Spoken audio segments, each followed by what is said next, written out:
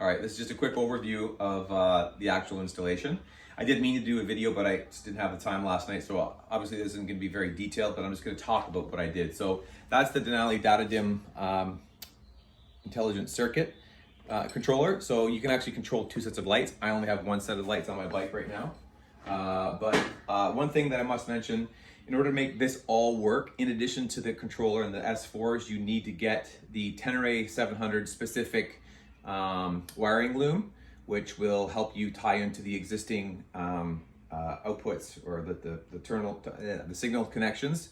But I didn't have time for that because I'm leaving for the Madburn next week, so I actually made my own. So you need to have a clean 12-volt power source, and if you do some research on the Tenere forum, you'll find a diagram which shows how to add an additional automotive relay, basically, to provide you with that clean 12-volt power. So basically, you've got a 4-pole relay that you add. Mine's located on the right side of the bike.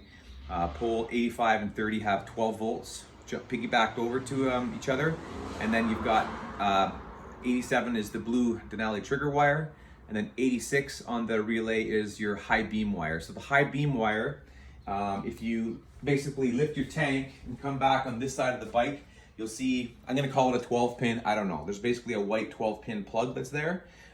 In that plug, you'll find the yellow high beam wire, and you'll posi tap into that and run that line to 86 to actually be able to use your high beam switch to actuate the 100% light. In addition to that, you've got this kit comes with some trigger wires. So you've got left turn, right turn, you got the horn, high beam, and the switch power. So the switch power, the white wire that's on this setup, is actually plugged in on the other side of the bike. There's an accessory, I'm gonna call it an accessory plug that Yamaha has sitting there ready to go. I tapped into that wire. I believe it's the red and white wire. And then for the right turn signal, in that 12 pin, there's a blue and pink wire. Posi tap into that. For the left turn signal, there's a brown wire, and you posi tap into that, and that'll give you the basically the cancellation, if you will. When you turn on your signals, this guy will shut off, and that's how you do that. And then the horn, same thing. The horn is the green wire, and that is literally just posi tap into one of the leads in the horn. So when the horn is actuated, these guys strobe. So if you come over here, I'll just show you quickly where I have the actual controller mounted. You can come on this side, I'll go on the other side. The actual controller I've got mounted under the seat right here. So there's the controller there. This is it here.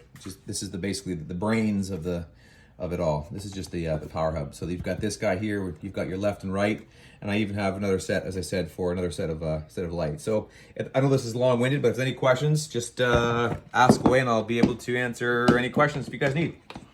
Safe riding.